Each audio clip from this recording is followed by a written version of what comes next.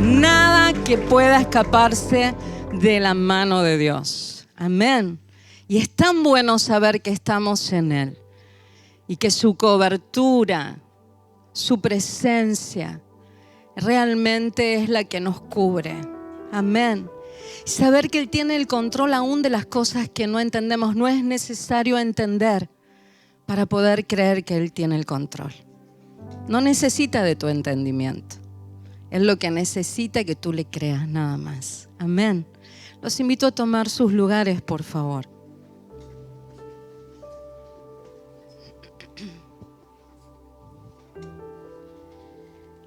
Y abriré las Escrituras en el libro de San Mateo, en el capítulo 5 y en el versículo 14. Así dice su palabra. Vosotros sois la luz del mundo. Una ciudad asentada sobre un monte no se puede esconder. Ni se enciende una luz y se pone debajo de un almud, sino sobre el candelero, y alumbra a todos los que están en casa. Así alumbre vuestra luz delante de los hombres, para que vean vuestras buenas obras y glorifiquen a vuestro Padre que está en los cielos. Hasta ahí. Dice que somos la luz del mundo. Lo que somos, no lo que tenemos. No dice que tenemos la luz, sino que somos. Y lo que somos porta naturaleza. Lo que tenemos es removible, pero lo que somos tiene que portar naturaleza. Cuando el Señor nos trasladó de las tinieblas a la luz, el Señor nos ha trasladado a su monte santo. Es una representación en la palabra de Sión, que es el monte más alto. O sea que el traslado que el Señor hace de las tinieblas a la luz nos pone en una posición más elevada. Aún si eres un bebé espiritual y naciste en Cristo, la posición en la cual naciste es mucho más elevada de la que viniste. Por eso el Señor nos dice que nos traslada, pero a una posición mucho más elevada. Por eso nos dice, si sos hijo de la luz, la naturaleza de esa luz de Cristo en nosotros, ya la tenemos, la portamos. O sea que la manifestamos en el lugar a donde vamos. Y dice claramente esta palabra, ¿para qué? Para alumbrar al sistema de este mundo. Es simple. Ahora, para reflexionar. Si soy la luz en el lugar donde estoy, Él dice en esta palabra que tiene una posición en un candelero que está preparado para que ahí podamos portar la luz. O sea, hay algo, un utensilio que está preparado para que se posicione este alumbramiento y pueda de esta manera ser productivo. Si se quita de ese lugar y se busca otro lugar, no cumple la función. O sea, baja, puede estar en la posición de la luz, ser luz, pero si no está bien ubicado, se va a esconder y no va a cumplir la función de la amplitud que debe dar. Entonces, no solo es importante estar en Cristo, en la luz de Cristo, posicionados en el monte santo, sino también bien ubicados en el soporte que da para poder dar luz. Y dice, no se esconde, no se debe de poner en otro lugar, ni debajo de ningún mueble, ni esconderlo en otro lugar porque no cumple la función. Tiene que estar bien ubicado con el soporte que necesita. Y dice, y así alumbrará toda su casa. Quiere decir que de esta manera va a poder tener el espacio donde su jurisdicción, porque la casa habla de intimidad, habla de relación. O sea, que posicionado bien, dando luz en el sistema de este mundo, es primeramente para los lugares donde vos te relacionás, en donde vas y en donde está tu alcance de relación. Es la jurisdicción que Dios te ha dado para que puedas hacer luz y alumbrar en donde Dios te ponga. Por eso dice, si se esconde, puede portar la luz, pero esa luz no va a alcanzar para alumbrar a todos los de su casa. Tiene que estar bien posicionado. Entonces, repasemos un poco. Primero, soy la luz, tengo esa naturaleza porque soy hija de Dios. Estoy en la luz de Cristo, salí de las tinieblas. Ya eso me pone en una posición mucho más elevada de la que estaba. Pero tengo que agregarle a eso, de estar bien ubicado en el soporte que tengo que tener para alumbrar en el lugar a donde voy, a donde estoy. Saben que dice que de esta manera el mundo y el sistema del mundo van a poder ver tus obras. Y cuando dice obras, saben que es la palabra griega, la tengo aquí anotada, ergón. Y ergón, entre muchas definiciones, se define como energía. Y vieron que estamos en el tiempo donde todo el mundo te dice qué buena vibra que tenés, qué buena energía que tenés, o qué mala energía, o esta tiene una mala energía, o este tiene buena energía.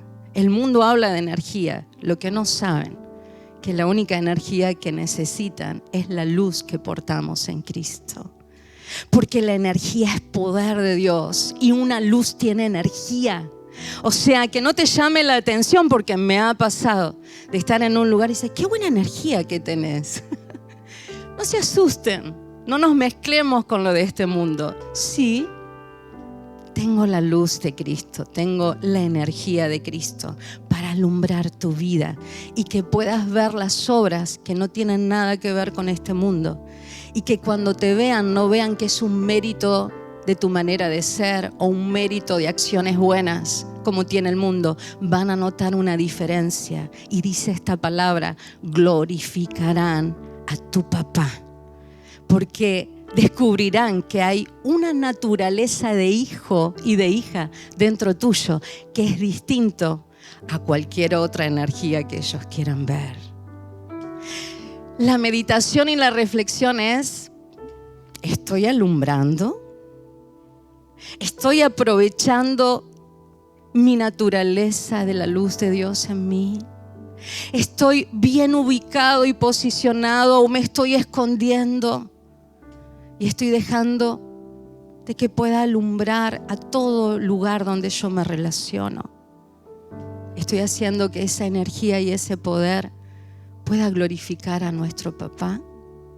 Te invito a cerrar tus ojos y puedas meditar en qué medidor, en tu medidor de luz, cómo estás alumbrando.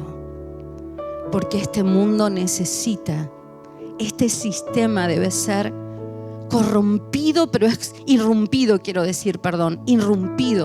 con la luz de Dios. Meditemos.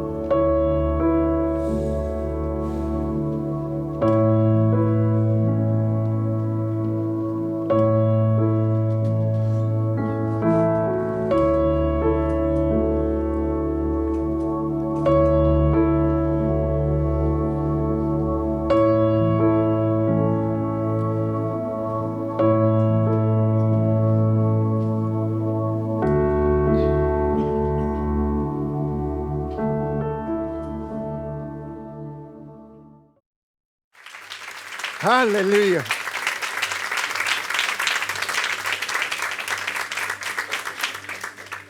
Me río porque mi señora dice, cuidado esto, cuidado lo otro. Y yo hago un desastre que ya estamos en la radio y dice radio on. O sea, estamos al aire y dije todas estas cosas.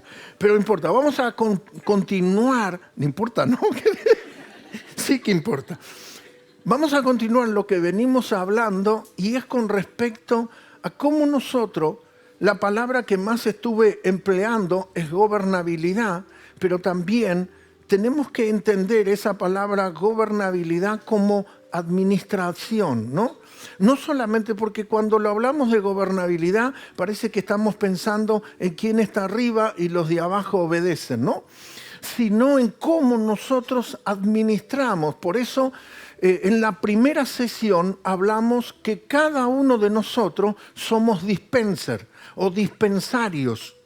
Somos recipientes que tenemos y portamos y eso debe ser administrado. ¿Me está entendiendo? Por ejemplo, muchas veces usted ve a alguien que va a donde está el sector de los baños y toma de la máquina del dispenser de agua. Entonces, ¿qué hacen? Van y se sirven porque esa máquina tiene para darle agua. Entonces, usted va y toma del dispenser.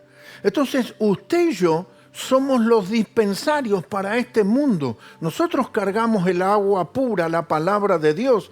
Nosotros cargamos gracia. Nosotros somos los verdaderos hijos de Dios. Dígale a que está a su lado, los verdaderos testigos de Jehová.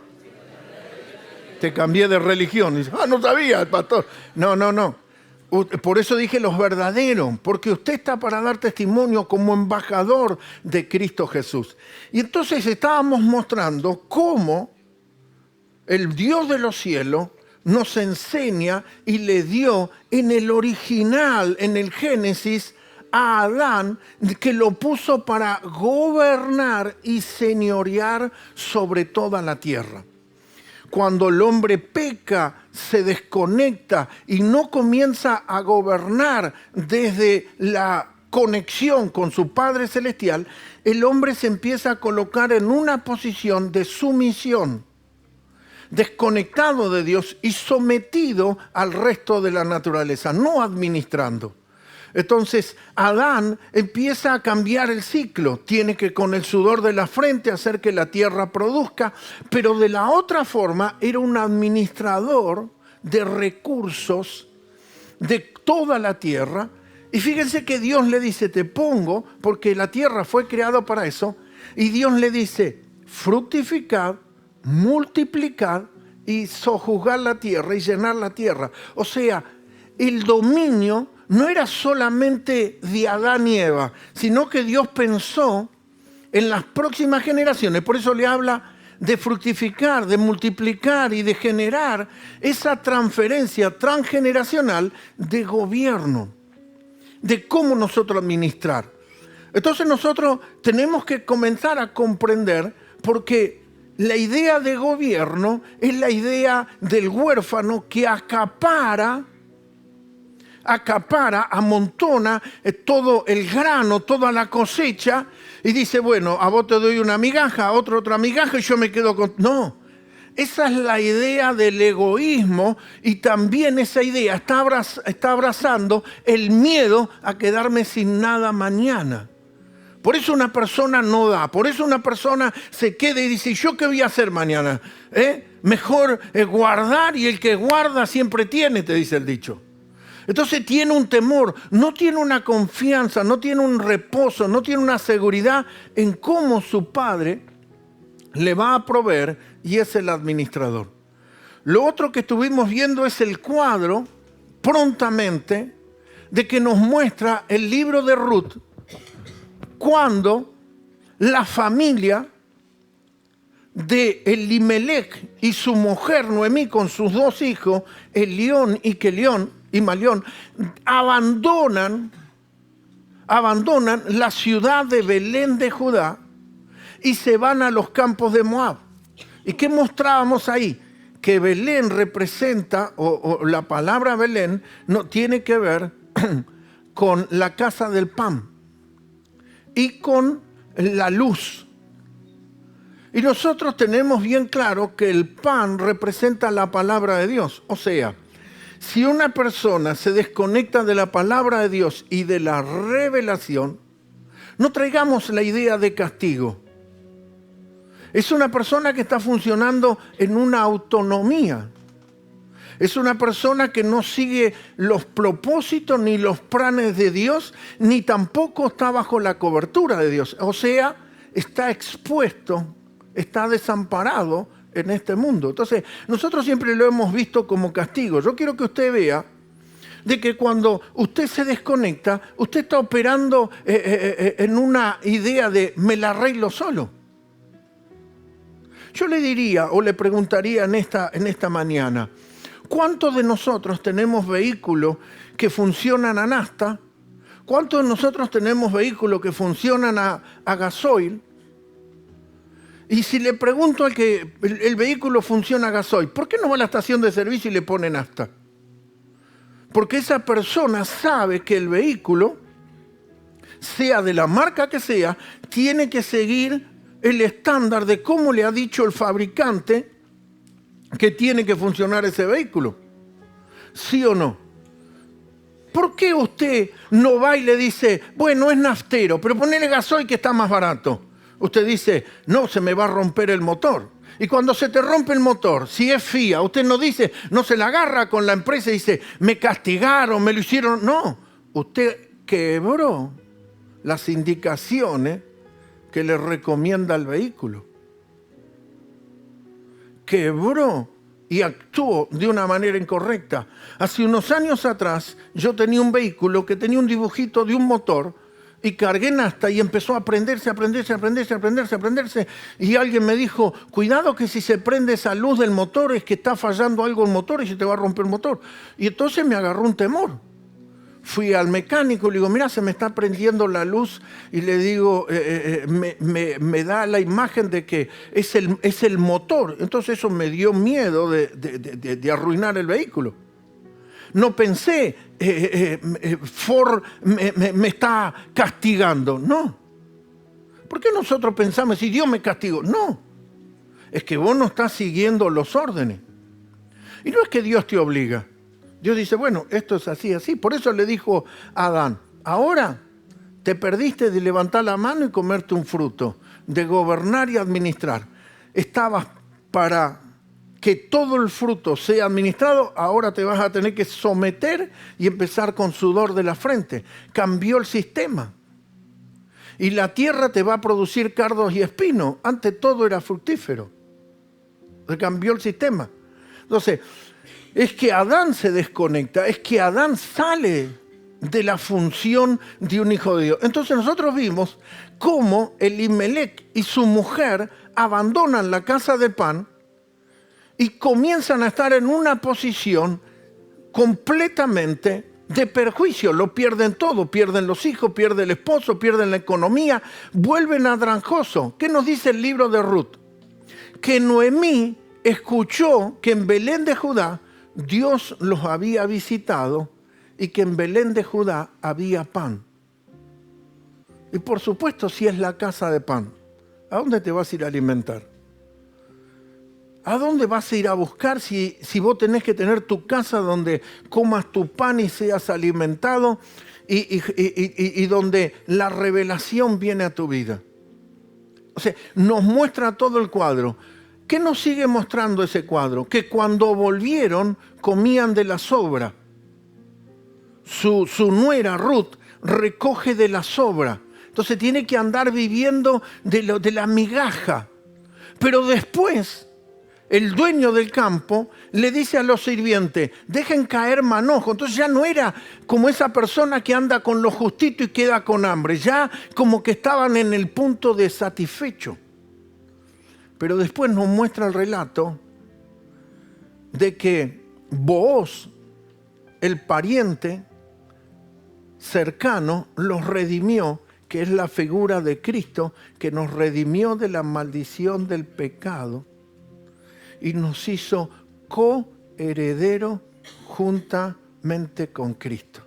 O sea, la figura que nos muestra Ruth es que Ruth es redimida y si recupera los campos que le pertenecían, entonces del campo donde andaba juntando las migajas, ahora es la dueña.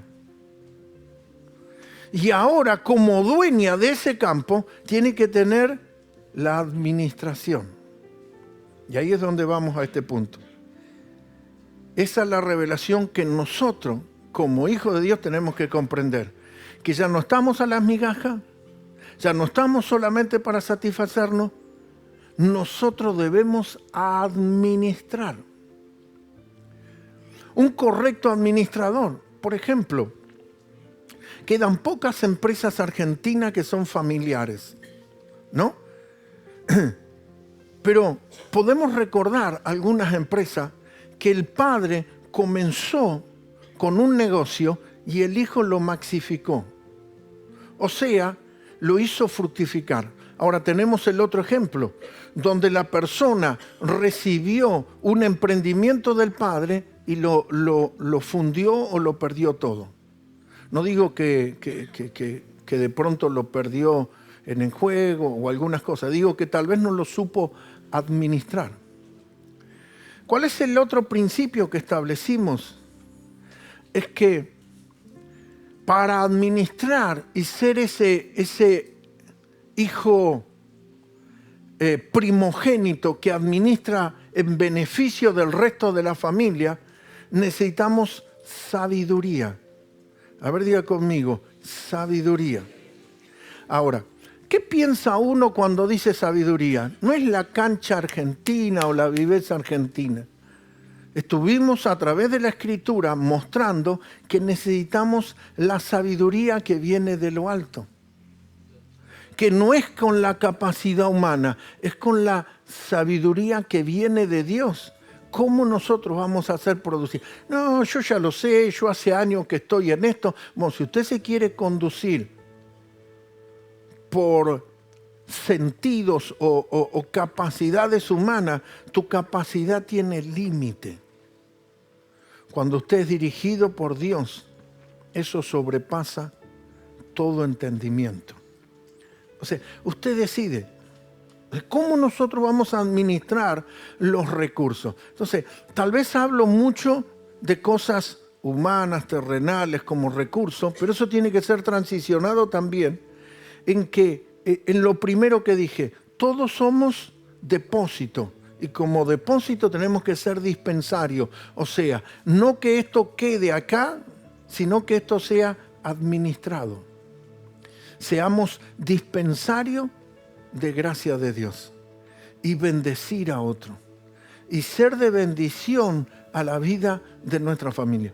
La gente o la tradición evangélica cree que lo único que tenemos es predicar salvación, o sea, hablarle a nuestros familiares de ser salvos. No, hay muchos contenidos. Dígale a alguien, hay mucha gracia dentro de ese recipiente que tu familia lo necesita. Hay gracias ahí. No solamente entregate a Jesús y no te vas al infierno. Por supuesto que queremos que nadie de nuestro, ni familiar ni enemigo queremos que vaya al infierno. Que todos sean salvos. Pero no radica solamente en la salvación. Hay que empezar a estar en una posición de madurez para administrar correctamente. ¿Qué leímos el día jueves? Leímos en el libro de Proverbios que la sabiduría edificó su casa, que con sabiduría se edifica la casa. Bueno, a mí me parece, yo creo que esto es lo mejor. No se trata de a veces funcionar en lo que te parece, sino de ser gobernado y dirigido por el Espíritu de Dios. No decir, bueno, me parece, yo vi que otro hizo así. Usted fíjense que nosotros podemos hablar de Abraham, que Abraham, Dios lo prospera y siempre hubo una relación entre Dios y Abraham que hasta lo llamó amigo porque era una relación de obediencia y de fe hermosa. ¿Qué hace el hijo? Lo mismo que el papá. ¿Qué hizo el papá? Vino una hambruna, o sea, una crisis temporaria, y se fue a Egipto. ¿Qué hizo Isaac? Lo mismo que el papá. ¿Qué podemos decir? ¿Qué mal hay? ¿qué pecado hay? Veo que la gente lo primero que contesta es, ¿qué estoy haciendo mal, no? Se parece a mí cuando como algo incorrecto y le digo a mi esposa, no, esto no me hace nada para la dieta. Y cuando uno dice, ¿pero qué problema hay? Isaac iba camino a Egipto y Dios le dice, no desciendas a Egipto. Fíjese que no es solamente una posición geográfica que Jerusalén está arriba y Egipto abajo. Es que cuando usted abandona la casa del pan, como hablaba mi esposa, el monte Sión, todo queda abajo. Y no desciendas de tu posición, no te salgas de tu posición. Dios le dice a Isaac, no vayas a Egipto. Si vos me crees, sembrá y vas a ver. ¿Qué había? Hambruna, sequía. ¿Y qué dice la Biblia? Que Isaac obedeció al Señor y sembró aquel año y cosechó como nunca. Dígale que está a su lado, vas a cosechar como nunca. Dice, sembró aquel año y cosechó al 100%. Cosechó 100 veces más, fue impresionante. Ya él era el heredero del hombre más rico sobre la tierra y de pronto siembra y se maxifica en 100, así de que superó lo que el papá había hecho. ¿Pero cómo lo superó? Él hizo la misma imitación que el papá fue a Egipto, yo vi a Egipto. Dios se lo permitió al papá, pero a él le dijo no. O sea, ¿cuándo nosotros podemos hacer esos cambios o esos frenos? Solamente si somos guiados y gobernados por el Espíritu de Dios. Entonces nosotros no tenemos que ver ni imitar, decir, uy, yo vi que el hermano hizo lo mismo, yo vi que aquel hizo lo mismo. No. Usted tiene que saber qué es lo que Dios te está demandando a tu vida y cómo nosotros administramos los recursos que han venido a nuestra vida. ¿Cómo nosotros debemos administrar? Porque es de la posición de cuando no tenemos nada y pedir, decir, Diosito mío, ayúdame, por favor. Es la posición de la mujer cuando vino desamparada y no tenía nada. Pero ser dueño y tener recursos nos demanda mucha más responsabilidad que ser un dependiente.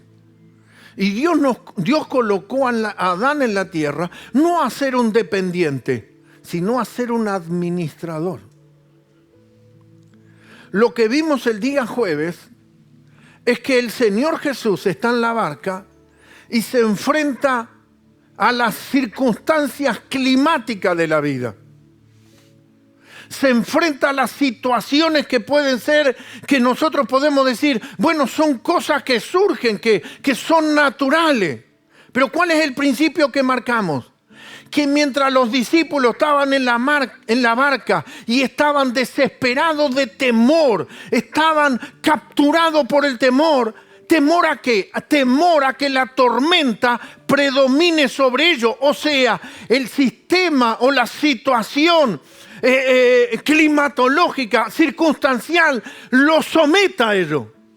Jesús nunca estuvo sometida a la circunstancia, ni aún del clima. Ese es el cuadro que nosotros tenemos que ver. Que mientras los otros se desesperaban y lo despiertan a Jesús, la expresión es, sálvanos que perecemos.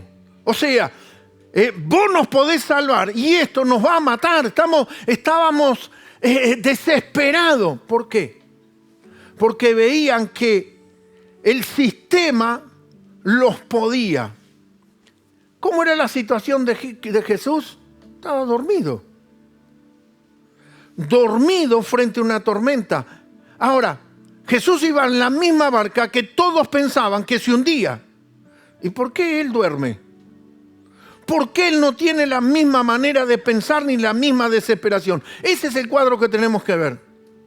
Porque eso es lo que pasa y eso es una situación climática. Pero cuando Dios puso al hombre, no es solamente para decir viento detenete, es para dormir. Porque Jesús nunca fue amenazado por la tormenta. A ver, dígale que está a su lado. Jesús nunca fue amenazado por la tormenta. Para Jesús la tormenta nunca fue una amenaza. La tormenta nunca fue un impedimento.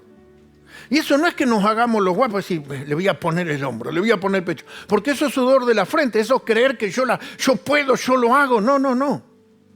Él sabía que la tormenta nunca era un impedimento para cumplir el propósito. O sea, esa es la figura que nosotros podemos tener. Uy, perdí el trabajo, ¿y qué hago ahora? Porque yo contaba con miles de pesos para cumplir con esto y con lo otro, ¿y qué hago ahora? O sea, ya ve que la crisis es un impedimento de que vos continúes con la vida que tenés, con lo que está por delante. Jesús nunca fue una amenaza, nunca lo vio como un impedimento, y tal vez hoy estás atravesando algo. ¿Y qué te dice la conciencia? Quiero ver a otro en tu lugar, ¿no? Nos justificamos. No pienses en otro en tu lugar. ¿Cómo estás administrando? Porque eso es administración. Eso es gobernabilidad. La situación presente es una amenaza y la verdad que me tiene preocupado, no duermo, me tiene mal. Muy bien. Eso es un estado de sinceridad, reconocer de que te tiene preocupado. Pero no es la administración correcta. Necesitas al príncipe de paz en tu vida. O sea, la naturaleza que proviene de Dios no es la que está tomando lugar, sino la que está tomando lugar es la de los sentidos. Uy, esto nos lleva a la rastra todo, esto nos arruina todo, esto nos mata todo, de esta no salimos más, de esta... La de los sentidos. Entonces le estamos dando lugar a los sentidos. Lo que ven los ojos, el cálculo de la mente, la conclusión. Vemos la realidad y decimos, no, yo con esto, no puedo con esto. Porque estamos operando desconectados. Y nosotros tenemos que volver al orden del Adán colocado en la tierra, que Dios lo puso para gobernar sobre todas las cosas. Gobernaba sobre los peces, sobre los animales, sobre las huestes del campo. Sobre todo, necesitamos volver. Ahora, Jesús no andaba parando viento o cambiando el clima. La Biblia nos enseña que Él fue llevado por el Espíritu al desierto. Y en el desierto no empezó a soltar palabras y decir que la tierra produzca, lo declaro, lo confieso, lo creo. No, Él se quedó en el desierto, esperó los tiempos de Dios. Él sabía que Dios lo iba a proveer. La pregunta es, cuando se cumplieron los 40 días y tuvo hambre y vino el diablo, lo tentó, pregúntele a que está a su lado, ¿quién le trajo comida? La Biblia dice, yo digo le trajo comida, pero la Biblia dice que los ángeles le servían. Posiblemente le traían comida. O sea, nunca, el nada por aquí, nada por allá, nunca le fue una amenaza. Nosotros no vemos a Jesús de rodillas orando y diciendo, ¿dónde me equivoqué? ¿Dónde me equivoqué? Golpeándose el pecho y diciendo, ¿dónde me equivoqué? Que estoy metido en este desierto y tengo un hambre que no sé qué comerme. Y no sé, le puedo hablar a la piedra, como dice la Biblia, para que se convierta en pan. No, nunca fue una amenaza. Él sabía que su papá suple todas sus necesidades. ¿Cómo lo sabe? Porque conoce. ¿Cómo lo conoce? Por intimidad. Una vida de relación. Entonces, el administrar que Dios nos ha dado es glorioso. Y tenemos que traer esa posición. Yo nunca me voy a olvidar. Era para esta fecha que se celebra el Día del Amigo. Nosotros éramos unos chicos, yo tendría 16 años, mis amigos 15 y algunos 14, y otros 16 o 17 igual que yo. Y salimos a comer a un restaurante por primera vez. No estábamos acostumbrando, vivíamos en un barrio donde no era común, no existía McDonald's en esa época, ni Pampernick, que era el McDonald's argentino, ¿no? Esto me está delatando el DNI.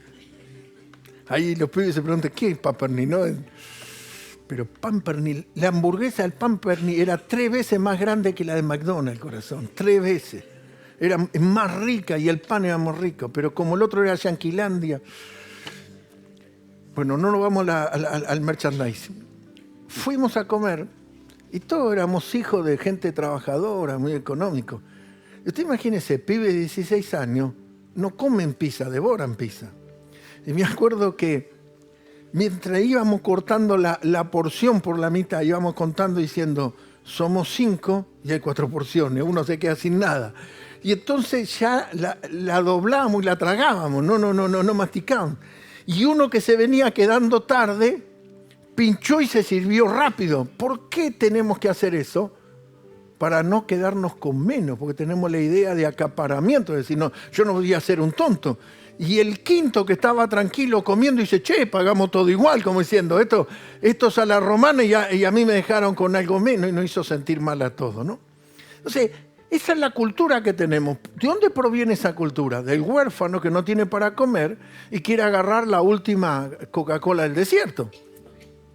O es gobernado por la circunstancia y busca la viveza de cómo él ser beneficiado y no ser perjudicado. Y el Señor Jesús nos enseñó, no ando detrás de lo mío. No estoy queriendo las cosas para mi beneficio, sino por el reino. A mí me lleva años de que un miembro de la iglesia empiece a comprender de que como pastor no estamos queriendo sacarle nada, sino presentándole a este Cristo eterno. Porque la persona siempre te va midiendo y dice, ¿detrás de qué está el pastor? ¿Por qué es tan bueno con nosotros? ¿Será que se enteró que cobré? Se me fue la hora terriblemente, pero este mensaje está muy lindo. Vayamos al libro de los Hechos, capítulo 27. Quiero mostrar otro cuadro desde el capítulo 27 y siga todas las sesiones que estuvimos hablando desde Ruth abandonando el lugar de la casa del pan, la revelación, desconectándose de Dios, igual que Adán y Eva desconectándose de Dios y funcionando con autonomía. No es que Dios lo castiga, es una manera de vivir solo. El hijo pródigo no administró bien los recursos del padre, lo pierde todo y tiene que volver a la casa del padre. El padre no lo condenó, lo hizo partícipe de la herencia. Y la herencia ya era de su hermano. Eso es una figura nuestra que Cristo nos hizo coherederos juntamente con él. Esto lamento mucho haberme extendido, pero voy a tratar de trabajar. Ahora, lo que quiero hablar en el capítulo 27 es el cuadro que nos muestra cuando nosotros no tenemos el control de la situación. Y ahí es cuando hay veces nosotros pensamos, decimos, bueno, pero yo no tengo nada que ver. Bueno, cuando nosotros no tenemos nada que ver, el principio para la gobernabilidad es que usted sepa. Yo quería recordar lo que mi esposa dijo, y mi esposa hablaba de que Dios está en el control. Y yo quiero hablar de que Dios está en el control, aún cuando las cosas parecen que se fueron de control. Cuando usted dice, ¿y por qué estoy pasando lo que paso? Si soy un hijo de Dios y paso esto, donde todo el cuadro parece que se te fue de control, pero nunca los propósitos de Dios son frustrados. O sea, Jesús tenía que ir a la otra orilla, por eso se subió a la barca. Nunca la tormenta fue una amenaza para detener los propósitos de Dios en la vida de Jesús. Mire esto, yo no sé lo que estás viviendo, pero si usted está en los planes de Dios y Dios tiene propósitos gloriosos con usted. Porque a veces creemos que propósito tiene el pastor o el líder.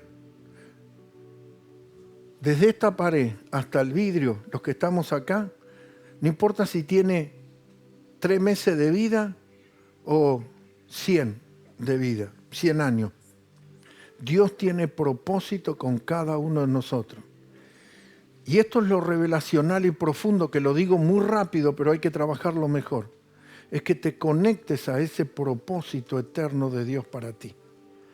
O sea, cuando estás en eso, se puede levantar tormenta, se puede sacudir tu barca, pero vos nunca, nada de las cosas de este mundo va a detener el propósito de Dios para ti.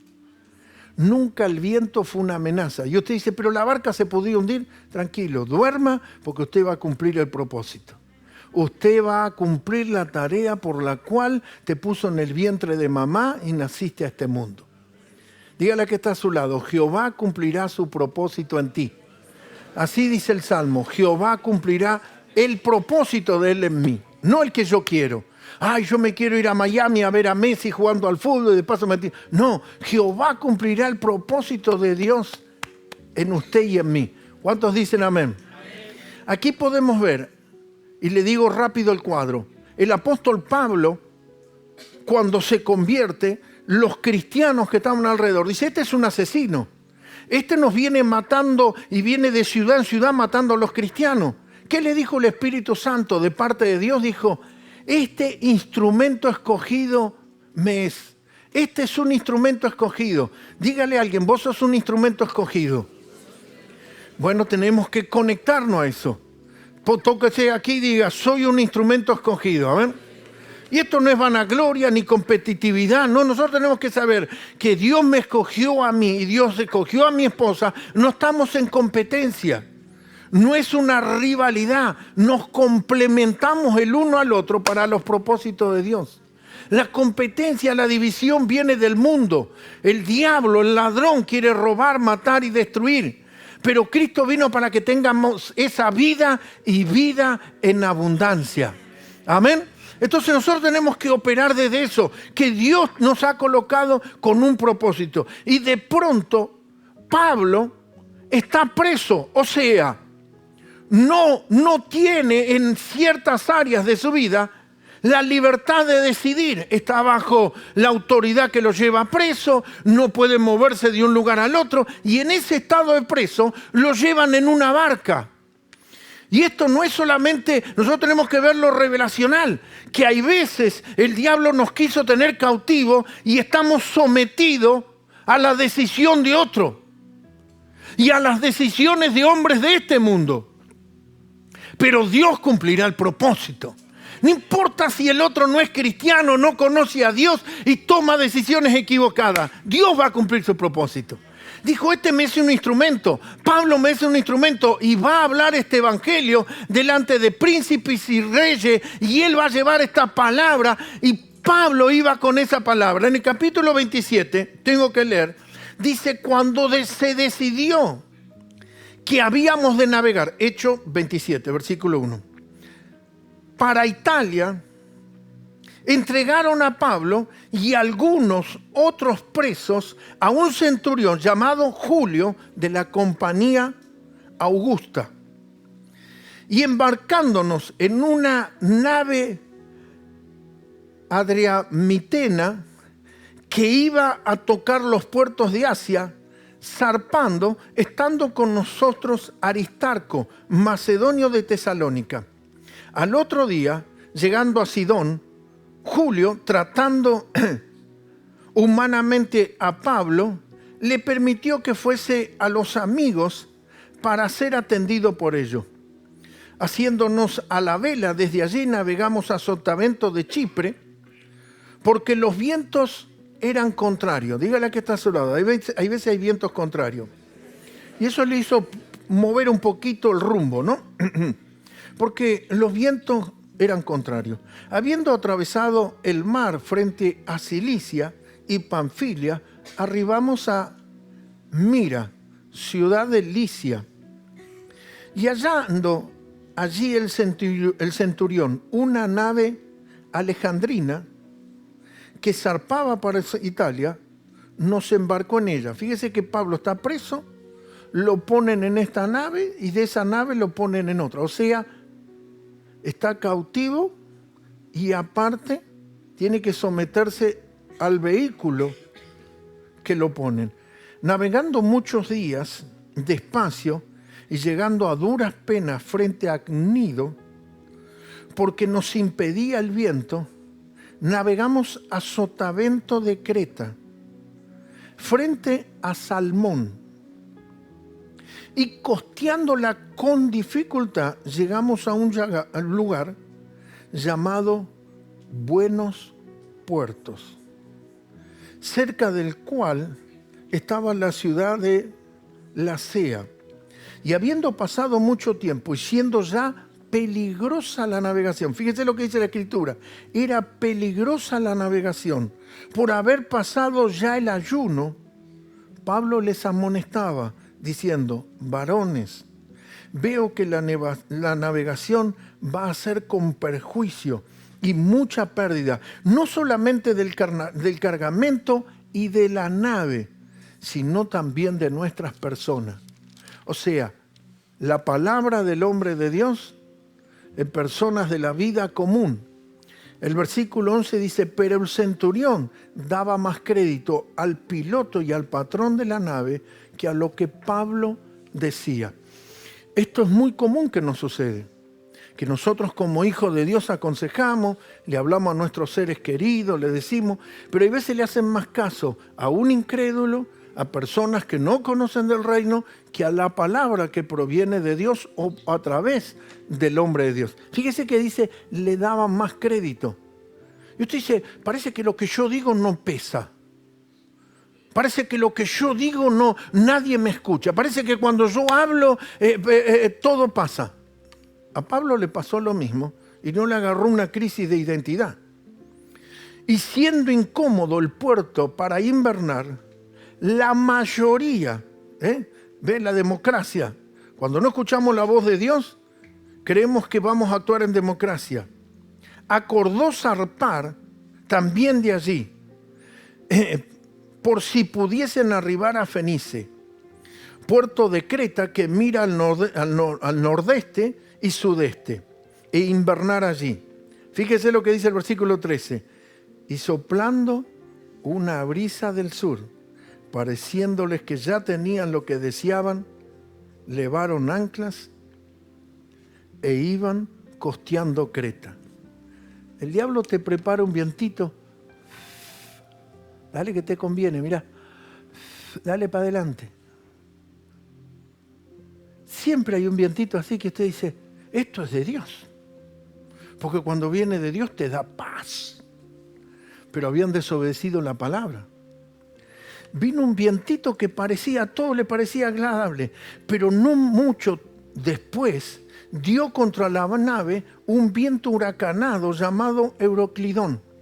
Ah, Dios los castigó. No obedecieron la palabra y estaban a la deriva. Siendo arrebatada la nave y no pudiendo poner proa al viento, nos abandonamos a él y nos dejamos llevar. Esta es la figura de una vida que no sigue las directrices y es golpeada por la corriente de los tiempos y de la vida, porque abandonó igual que Noemí la palabra de Dios. Habiendo corrido a Sotavento de una pequeña isla llamada Clauda, con dificultad pudimos recoger el esquife. Y una vez subido a bordo, usaron de refuerzo para ceñir la nave. Y teniendo temor de dar en una sirte, arriaron las velas y quedaron a la deriva, sin rumbo. O sea, se someten a la corriente de las circunstancias de la vida. Usted tiene que ver esto con el principio que estoy hablando. Cuando nosotros estamos para gobernar y desobedecemos y nos desconectamos de Dios, la otra posición es que quedas a la deriva del clima. Te sometes al clima y a lo que decida. Aquí Pablo está sujeto a lo que otro hizo. Y este también puede ser un cuadro que a veces usted no está siendo escuchado y paga las consecuencias de las desobediencias de otro. Y estás metido en una tormenta que vos no la provocaste y vos estás sujeto a eso. quiero decirte también, porque el cuadro es que los propósitos se van a cumplir. O sea, Dios sigue en control y Dios no pierde el control a que las cosas no estén como las deseamos. Y dice, pero siendo combatidos por una furiosa tempestad, al siguiente día empezaron a alijar. Y al tercer día, con nuestras propias manos, arrojamos los aparejos de la nave. Y no apareciendo ni sol ni estrella, esas son guianzas humanas para dirigirse en lo natural, en un viento tormentoso. O sea, no tenían ni punto de referencia en lo natural. Dice, no apareciendo ni sol ni estrella por muchos días, acosados por una tempestad no pequeña, ya habíamos perdido toda esperanza de salvarnos. Entonces Pablo, como hacía ya mucho que no comíamos, puesto en pie en medio de ellos, dijo, habría sido, por cierto, conveniente, oh varones, haberme oído. Simplemente hizo referencia puntual a oír al hombre de Dios, no reproche. Y no zarpar de Creta tan solo para recibir este perjuicio y pérdida. Pero ahora os exhorto a tener buen ánimo, pues no habrá ninguna pérdida de vida entre vosotros, sino solamente de la nave. Dígale que está a su lado, no va a haber pérdida, dígale. Porque esta noche ha estado conmigo, aleluya, el ángel de Dios, de quién soy y a quién sirvo, diciendo, Pablo, no temas, es necesario que comparezcas ante el César. El propósito no es frustrado por más que está involucrado en una nave bajo las decisiones equívocas, corruptas de otros hombres que no escuchan ni obedecen los diseños, las directrices de Dios. El propósito, Dios, el ángel le está diciendo, quédate tranquilo, el propósito es que vas a llegar a Roma. No importa si parece que ahora te hundís en cualquier momento. No importa si las aguas te cubren, el propósito se va a cumplir. Eso le está diciendo el ángel. Y yo no sé si estás metido en una tormenta o en una barca o en un naufragio de este tipo. Si vuelves a Dios y te conectas a los principios y al destino y al propósito de Dios, Dios te va a llevar hacia ese propósito glorioso y te va a hacer llegar. Fíjese lo que dice Pablo. ¿Qué dice? Anoche ha estado conmigo el ángel de Dios, a quien soy y quien sirvo. Vas a estar ante César. Y aquí Dios te ha concedido todos los que navegan contigo. Fíjese el privilegio de la cobertura que hay cuando vos estás con gente de Dios, de entender, de obedecer y conectarte con la cobertura. Dios le concedió a Pablo, no al capitán de la barca, a Pablo, no al centurión. No importa los gobiernos y los hombres de este mundo, usted es el hombre de Dios, usted es el bendecido, usted es el administrador de las gracias que Dios ha depositado en tu vida y de los propósitos eternos. Conéctese al plan de Dios.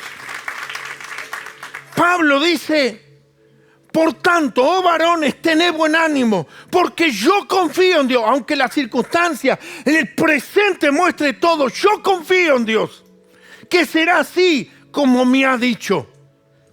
Que esto se va a hacer realidad, sí, pero nos ahogamos, nos hundimos. Estoy sobrepasado y me da tanta lástima el haberme extendido.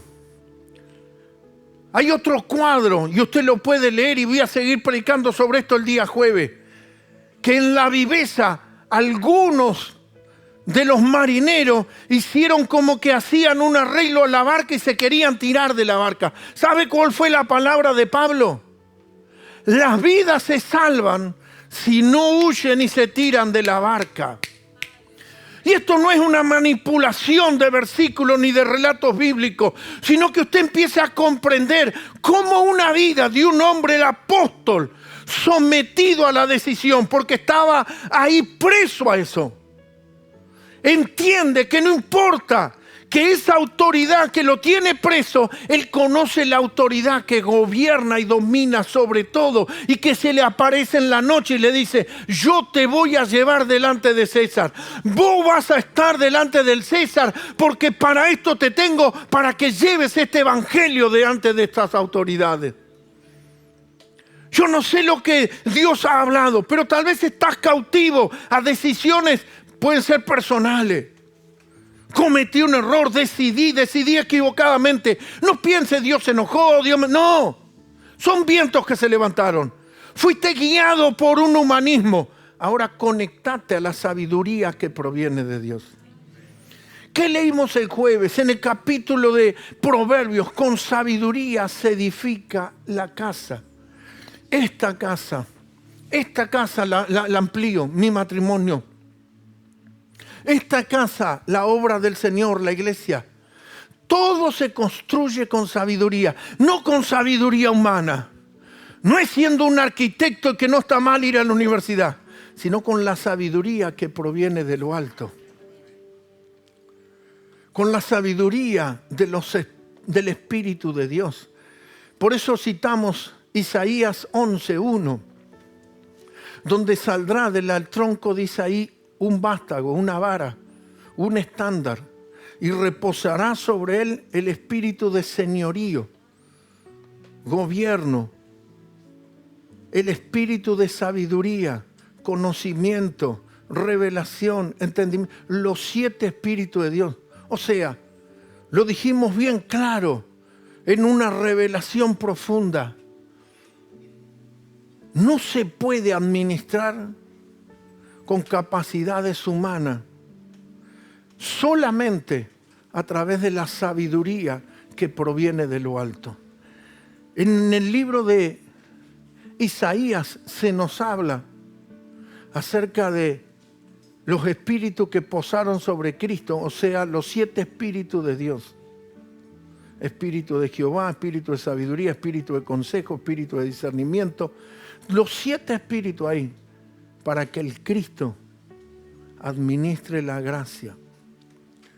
Por eso Isaías profetiza, y en el nuevo pacto está declarado: Jesús no se guiaba por lo que veían los ojos ni por lo que escuchaban los oídos. ¿Por qué se guiaban? Por la sabiduría que viene en lo alto. Si tal vez le hiciste caso a los ojos, a los sentidos, al oído, a lo que te murmuraron, te aconsejaron, te dijeron, este es el tiempo para que te conectes al Espíritu Santo. Porque solamente en el Espíritu de Cristo, que es el Espíritu Santo, y en la nueva naturaleza, que es el Espíritu de Él, está la sabiduría de Dios. Para que nosotros llevemos a cabo correctamente el propósito por el cual Dios te depositó en esta tierra. Usted no es una casualidad. Usted no ha sido un hijo no deseado. No, pero mi papá no pensaban en mí. Dios sí pensó en ti. No, pero mi papá y mi mamá ya tenían otros hermanos. Yo soy el último de una familia. Y mi madre se bajó de la camilla donde la llevaban a hacer el aborto.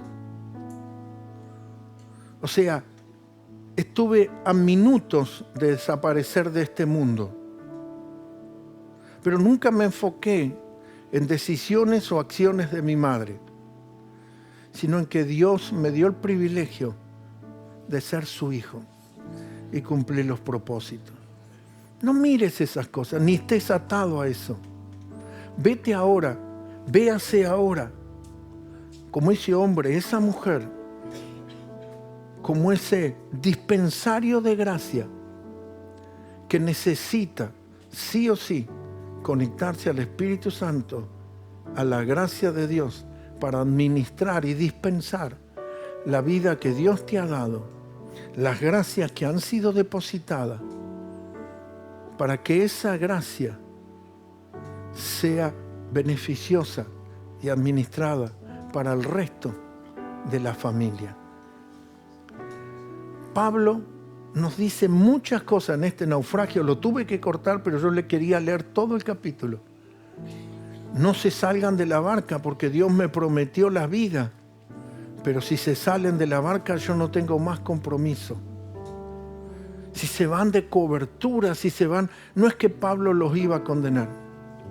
Llegó el momento cuando se tuvieron que abandonar la barca porque la barca encalló. Esperá los tiempos y los momentos. ¿Qué querían hacer ellos? Sobrevivir. Querían salvarse por cuenta propia. Es esa cosa de decir, bueno, sálvese quien pueda, ¿no? Nosotros no estamos así. Nosotros estamos para ser de bendición a otras vidas. Nosotros no tenemos la cultura del sálvese quien puede y cada uno se arregla. No. ¿Cómo nosotros podemos ser de bendición a la vida de otro? Y ser ese dispensario para el resto de nuestra familia natural, espiritual y los propósitos de Dios eterno. Póngase de pie. Inclina tu cabeza. Tal vez llevado por buenos vientos, no te diste cuenta, pero el enemigo te hizo alejarte. Tal vez llevado por la benevolencia de algún soplo, te sacó de los caminos o de lo que Dios te había hablado para tu vida. Y no estamos hablando ni de pecado, ni de alguna accionar incorrecto, sino tal vez decisiones personales, humanas, y no ser dirigido por el Espíritu de Cristo. Y no lo que Dios dice, sino lo que a mí me parece. Revisa, examina, ponte a cuenta y conéctate al propósito de Dios en esta mañana. Entra en acuerdo con tu Padre. Y no importa si la tormenta o ahora estás sometido a la opinión o decisión de otro. Quédate tranquilo, que por más que decida equivocadamente, todo te va a llevar hacia tu destino. Para los que me están viendo y los que están aquí presentes, mientras los chicos nos dirigen en adoración, empieza a hacer una revisión de qué manera te estás guiando, por las estrellas, por la luz, por la naturaleza, por parámetros o puntos o alguna referencia terrenal, o te estás conectando a la dirección del Espíritu. Señor, oro por cada persona que mire este video y tiene este momento personal, para que en lugar de afinar los sentidos, afine el oído espiritual, y en lugar de levantar la antena de la razón, empiece a decirle: Espíritu Santo, guíame a toda verdad. Espíritu Santo, guíame, dirígeme. Sé tú el Señor. Y si hoy el obedecerte me demanda cosas que no me agradan, yo sé que al final será placentero. Y yo sé que la victoria está asegurada. Tal vez la seducción presente de Satanás te puede hacer decidir por una decisión deleitosa, pero un final amargo como el ajenjo. Permite en esta mañana creerle, confiar, reposar y saber que Dios te ama y tiene propósitos eternos, gloriosos y divinos para ti. Es el momento de decirle: Señor, Te encomiendo mi vida, mi corazón. Encomienda a Jehová tu camino. Descansa, confía en Él y Él lo hará. Amén y amén.